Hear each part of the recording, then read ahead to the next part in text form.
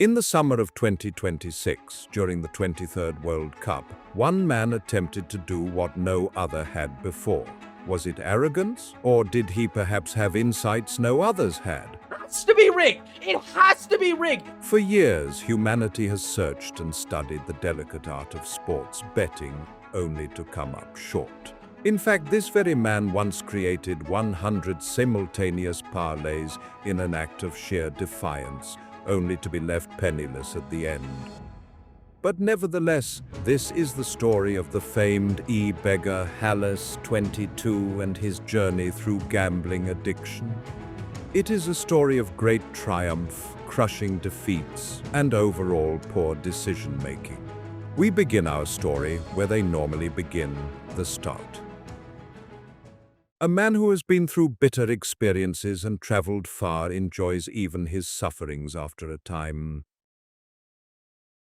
What if I just put $5 on Mexico, and then $5, and then I win, because I always win, and then I put that money on South Korea, and then I win twice? I could double my money, and I could win that money, and I can bet it on Canada, and then I can take that money, and I can bet it on here. I could just keep going. I could just keep going. None of the games happen at the same time. I could just keep going. I mean, this is an obvious one, right? You can't lose money here. There's no way to lose money here. Are you kidding me? A 9 a.m. game? Spain versus Cabo Verde? It's like printing money. It's like printing money. Hallis decided to place a $5 wager on one of the tournament's co-hosts, Mexico, to win in their opening match. And well enough for him, Mexico were victorious against South Africa. I'm 1-0 in World Cup gambling right now. And South Korea, Czechia, it's talking to me in a certain way. So, So if I put it on South Korea to win, all $7.60 of it, it's been $12 to win. I'm going to see how long we can keep this going. We got Canada, Bosnia tomorrow. Yeah, it's easy. Eventually, the operation expanded, keeping track of all the bets using Google Sheets, since he was too cheap to pay for Microsoft Excel. And while the going was good, the seeds of setback were sprouting. I don't know why I wrote all that, but that was also 15-2-0. I ended up with fucking blanking on that. And then, okay, this is where I started losing money for sure. Then I put $5 on Morocco. That was 5, and I blanked on that because Turkey lost, and fucking Morocco tied. That felt great. And then I tripled down on my losses by betting that Belgium and Egypt draw. Put 10 on that. I won that shit. I got paid out $43.55, which is wonderful. And then what do we got next? And that kind of doubled down on that a little bit because I really thought Iran would come back and win that game. They did not. And then I put the whole shebang on that, so that's 1982. So what I'm looking at here is that I'm up $4.82. I think that's what I'm seeing here. I am currently up $4.82. After a couple of lucky wins, our subject began to encounter setbacks. What happened?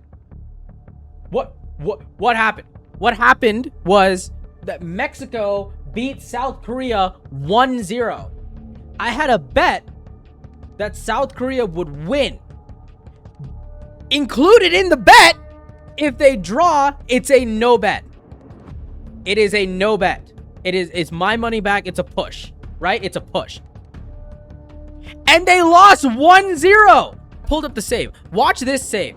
Watch this goalkeeper. Watch this goalkeeper. Now, there are 3 guys crashing into the box. They're all onside. That is not only that, but the keeper makes a goal line save. The keeper makes a goal line save and falls to the ground. And if you look really closely, you can see the ball right here. Right here. 2 Korean players on top of each other. 5 useless Mexican players over here that can't get to the ball. This guy's running it. The ball pops up. The keeper, from the ground, catches the ball. Great save. Oh, that's the one. That's the one. I'll tell you what, he does well to hold on to it. Well, Vasquez nearly knocks the ball into the back of the net himself. That's an outstanding. Like it's like shit that never happens in the history of the world is happening to me right now. I can't make a dollar. I can't make a dollar because that's going to 0, right? So this is fucking. I don't. Why isn't this working? I don't fucking know why this isn't working. But fucking, we could just do this. What's happening? But determined to not be deterred, Hallis pushed forward and managed to string together a long sequence of profitability. Luckily for me, both teams did score. And there was definitely over 2.5 goals. Both teams to score paid 33.33. Over 2.5 paid 33.40. Then I put another bet today, which was Germany money line versus the fuck they like Cote d'Ivoire. $40 wagered. Hello, team, respond. Hello, $40 wagered. Payout was 57. Okay, so shit. I love how the bet sizes are going up. What are you talking about? It's because we have money, guys. We're up $40 fucking dollars. Okay, we're up $40 fucking dollars. Ain't that sick? We're making fucking money. Okay, so let me tell you what I did just now. I don't even know how I did it. I think I did this when I was drunk. I put $2 on Japan beating Tunisia. I think I meant to put $20, but I put 2, so I'm just gonna add that to the board. Last time you were down $1, right? Dude, I'm saying we're kind of finding our stride a little bit. We're kind of, we're making the money machine work a little bit. We're printing a little bit. This shit is we're gonna definitely make $1 million before the end of this World Cup. However, these victories only served to fuel his ego and drive his greed to new heights. During a period of relative peace, our subjects' bets began to stabilize. Rather than putting more resources into knowable and predictable outcomes, our subject began to craft complicated parlays, hoping to squeak out slightly more profitability. And right now we got 3 active. We got Norway moneyline versus Senegal. We got Algeria moneyline versus Jordan tonight. And for the France game, I don't even know why I did this shit. Over 3.5 goals, over 9.5 corners. France just scored the second goal. So we need 2 more goals in this game, and I think 8 more corners. That's, wow. All right. That's good. That's probably not going to fucking happen. And then in the Norway-Senegal game, again, both teams to score over 2.5 goals. This led to mixed results and stagnation. This lack of progress greatly concerned Hallis. The last couple days have been exceptionally bad, and I think yesterday was a really good example. So first of all, let's just go through what happened yesterday. Portugal versus Colombia, both teams to score. No. Now, apparently, if the game ends 0-0, both teams, in fact, did not score. You know what else also didn't happen? Me getting fucking paid. Because nobody scored. Apparently, that's not the same thing as both teams to score no. Apparently, it's not the same thing. Even though both teams didn't score. And now, since I already told you that, you can pretty much deduce that Portugal did not beat Colombia because both teams didn't score. Jordan versus Argentina, over 3.5 goals. Algeria versus Austria, both teams to score. Yes. Yes, both teams to score. Yes. This one hit. Oh, yeah. I took Algeria live versus Austria. The score was 2-2. It was 2-2, and I'm like, yeah, let's put a cheeky $5 on it. You know how much money I would have fucking won at the 75th minute if I bet this $5, which I did. $45. 8-1. So let's see what happened, right? Beautiful. Beautiful. 93rd minute. 93rd minute. You see what this little symbol means up here? This is +4. All right? For those of you who don't watch football, that means they add 4 minutes past the 90 for stoppages and such. The context of this game, okay? With a draw, both teams advance. Both teams move on to the knockout rounds, which is happening today, the rest of this week, right? Whichever team loses is out. So win or draw and you move on. Lose and you're out of the tournament. But I'm going to ask you another question. And you can just, you know, you can type out the answer on your phone. You could maybe go on Reddit and start a discussion about it. I don't fucking care. Why is the video so much longer? Why does the video go on for a while? Why is this at the 93rd minute of a +4 game in the World Cup?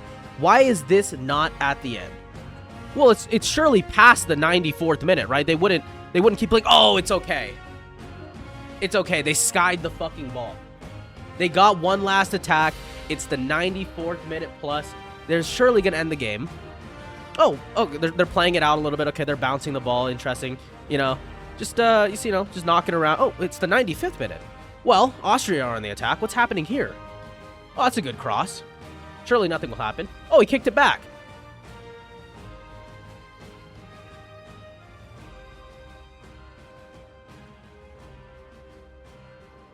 Look at the fucking time! Look at the time! Why are they still playing? What's happening? Where's the referee? What is he doing? What is this fucking game? Like, it has to be rigged. It has to be rigged because both teams were going to advance. Algeria fucking scored and they knocked Austria out of the tournament. But why would Algeria care about fucking whether or not Austria plays in the tournament? I'll fucking tell you why! Because the winner of this game plays Spain next!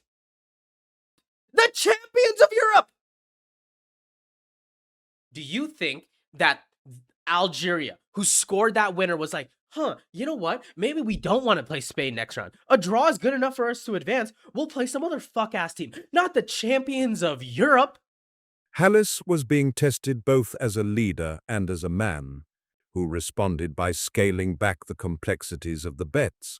Instead of combining all the different legs, he began splitting them up into smaller bets, while maintaining the same wager across all of them. However, his cowardice was punished quickly. What followed was one of the longest and most discouraging series of results of the entire journey. In the span of 10 bets, Hallis only recorded 3 instances of profit, losing over 85% of the total money gained in the process.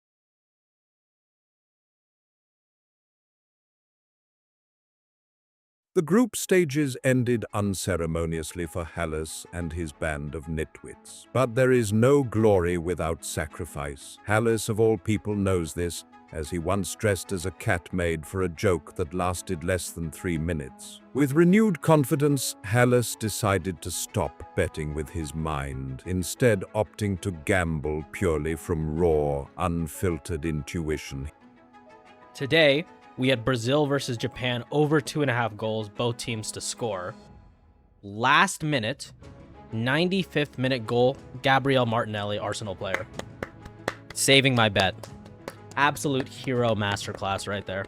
Now this is where things get interesting. Then we had Germany versus Paraguay under 2.5 goals. Paraguay scored early and then sat back defensively, and I was thinking to myself, you know, I don't really like the way the game's going because now Germany are going to push really hard for a second and a third goal. It's different if Germany go up 1-0 versus going down 1-0 because Germany can win a game 2-0, 1-0. That's fine. But if Paraguay get 1 goal, we're pretty much guaranteed at looking at a 3-goal game. So I pulled out. I pulled out around halftime. I got 280 for that. Right. And then because I'm like using my brain and shit, I'm like, this, you know what? This game actually might go into OT. 10 minutes to go by. And I'm like, you know what? I was wrong when I said I was wrong. I was actually right. But Germany are not going to win in extra time. This shit's going to penalties. And I slapped on that bitch $4.30. Right? Now, if you watch the game, it did in fact go to penalties. So I won that bet. It had gone to penalties. I had won about $15, kind of broke even really throughout the whole sheet. And I was like, okay, I'm getting minus 141 for Germany. So Germany to advance PKs versus Paraguay. So Paraguay won.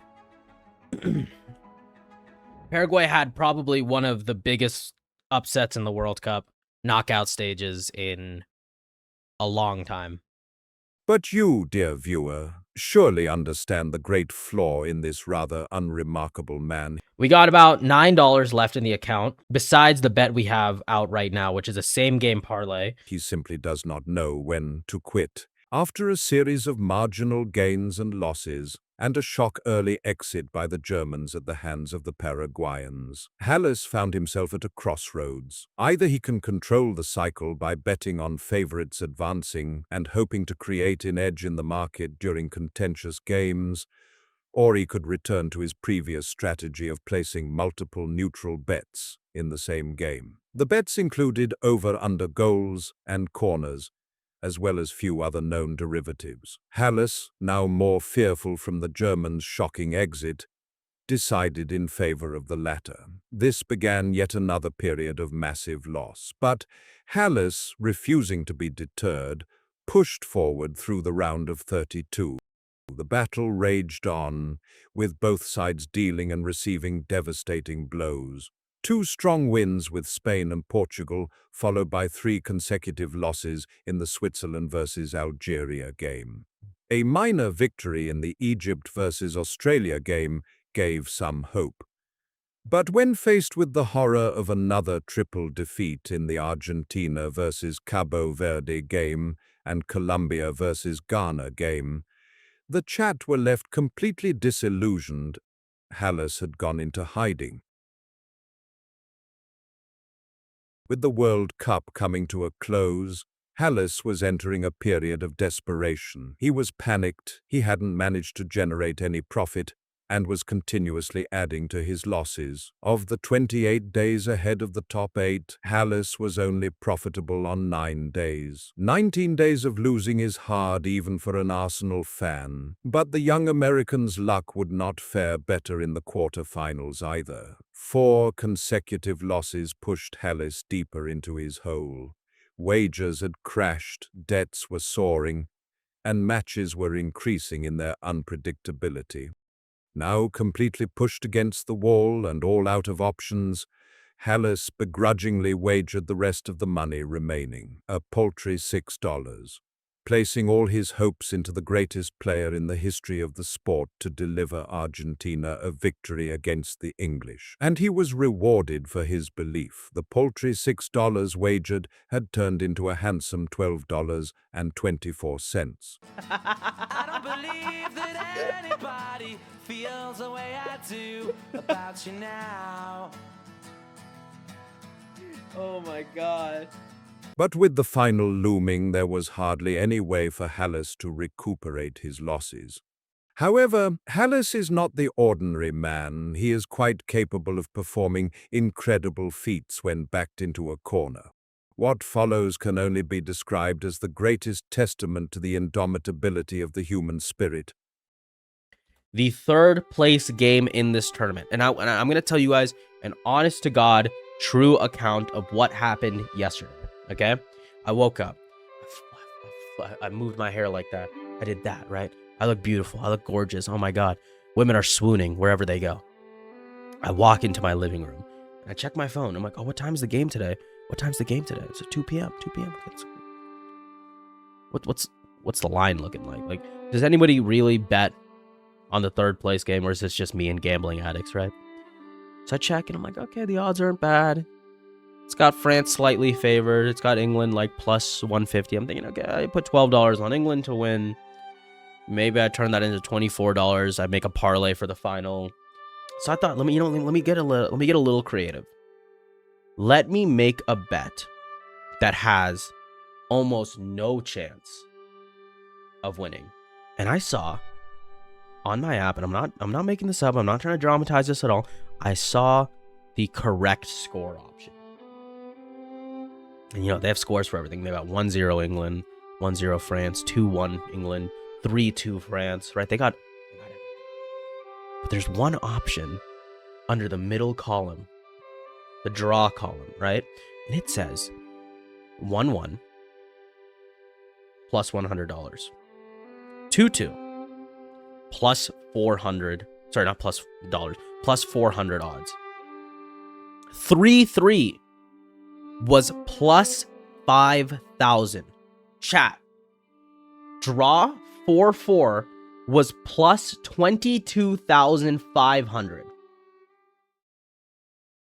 Maybe you didn't hear me correctly. It was plus 22,500, which means if you bet $100 on England versus France being a 4-4 draw, you would win $22,500 if the game ended as a 4-4 draw. And I'm thinking, why the hell are they putting that at plus? I have never seen plus 22,000 on any singular bet in my life. They were basically saying like this could never happen. And I'm like,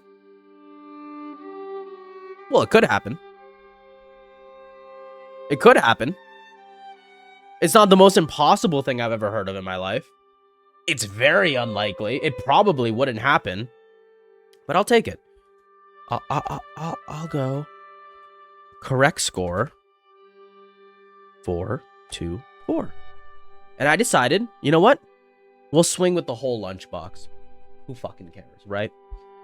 Who fucking cares? So the game started, and right off the bat, England score 1-0. And I'm like, okay. As far as my bet is concerned, that's a great start, but I'm still not stressing it too much. I'm still like, yeah, you know. France will probably score 1 or 2. Mbappe wants the golden boot, so the game probably goes 2-2, 3-2. And I'm thinking maybe I get a nice cash out around like 3-2. I get like $12 to 18. But before I even finished that thought, England scored again. England scored, and they're up 2-0 now. I believe Konsa scored. I could be wrong about this.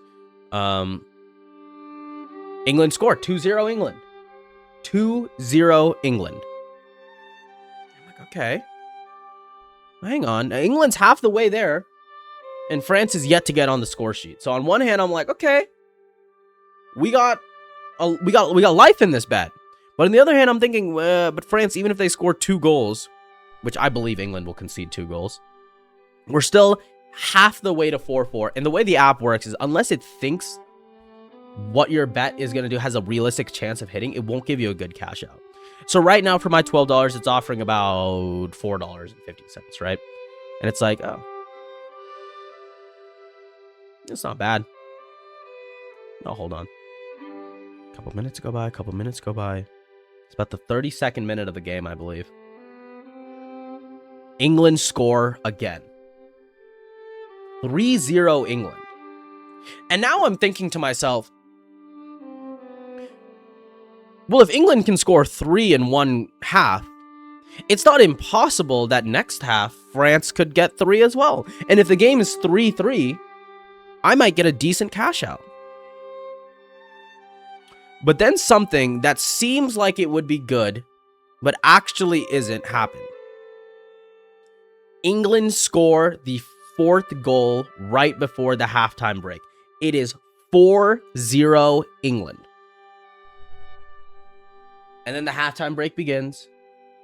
And everyone's, you know, they're like, Twitter's blowing up. They're like, oh my God, England's destroying France. This is how we should have played against Argentina. We would have won the World Cup if it was France versus England. And it's like, shut up, dude. You're playing a meaningless 3rd place game, right? Don't talk to me, kid. But I check my app. I'm like, what's my cash out? What's my cash out right now? England's at 4-0. And here's the thing I know, right? If France score 3 goals, but England score 1 more goal first, the bet is dead. It is impossible for me to get a cash out when it's one of the teams has 5 goals. It's just impossible. It's impossible. The app will be, it's impossible to be 4-4. They're at 5. It could end 5-4, but if England get that 5th goal first, my bet's dead. So I'm looking, and I'm like, I can tell you guys exactly how much, because like, you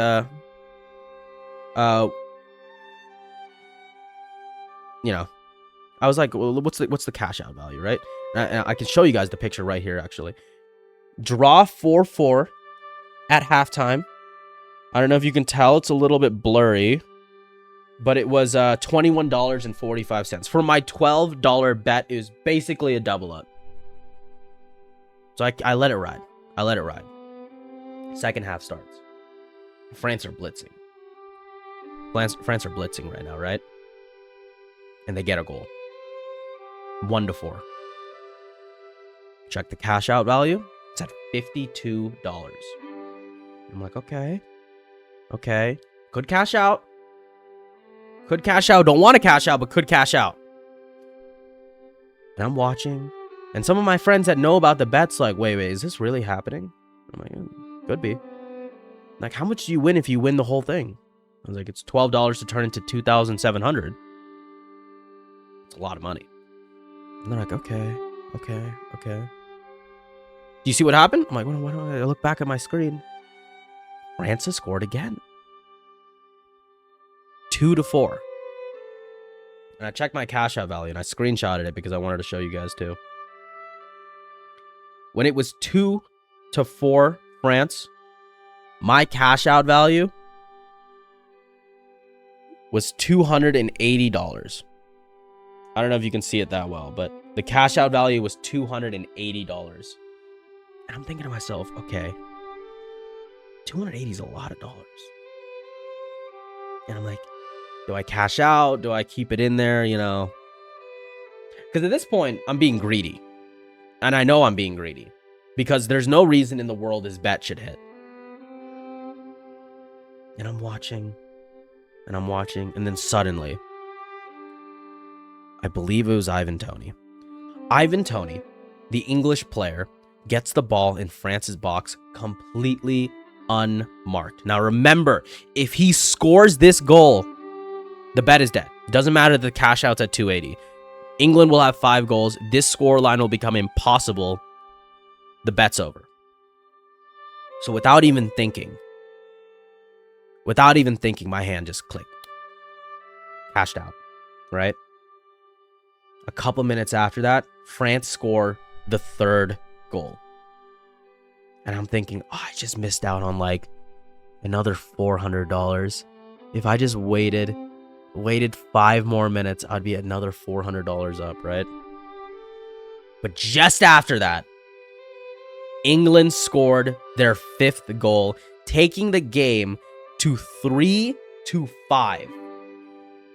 Couple minutes go by. France score again. 4-5. At the very dying seconds of the game, England once again score. 4-6.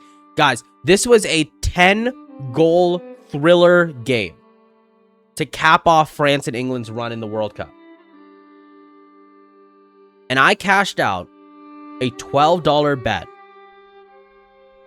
for $312.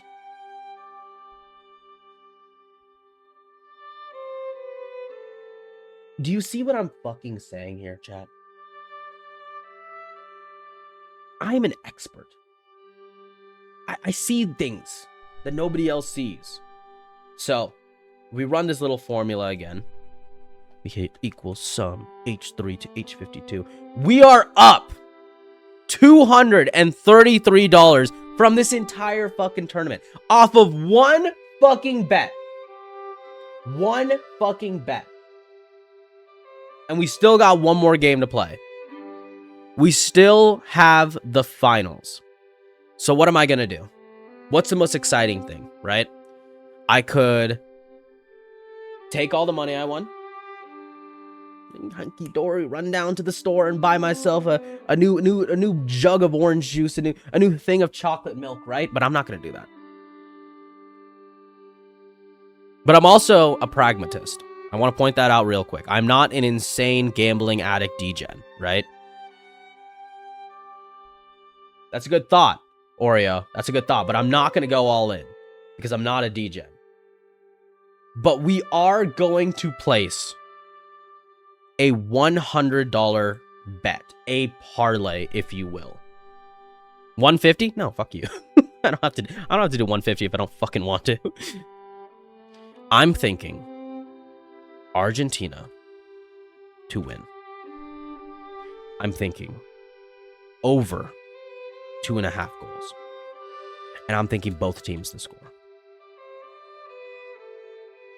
And let's just take a look real quick how much that would be if I won. Right? Let's just go have a look-see. As a plus 450 bet, $100 pays out $450. What does that mean? Bet all the money? You want me to bet out all the money? All of it. From the whole, you want me to put it all down on one fucking bet? This is probably such a fucking stupid idea. We will bet, sorry, that's not right. We will bet $233. We will bet all of the profit.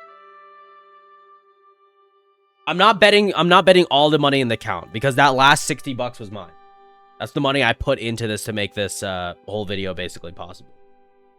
But I will bet every dollar that I've won. The bet is placed. Oh my god, that's the biggest bet I've ever placed in my life. Oh my god. Oh my god, why did I do that? Oh my god, that was so stupid. Here's the bet. See all the legs. You can see Argentina lift the trophy, over 2.5 goals, both teams to score, yes. No, you're right, we win that, you're right, we win that, you're right. Okay. Head loss over, we're winning this fucking bet. Hallis would not get his fairy tale ending, though, as this last act of greed proved to be his downfall. Clouded by hubris, Hallis exits this World Cup exactly where he started, a common man.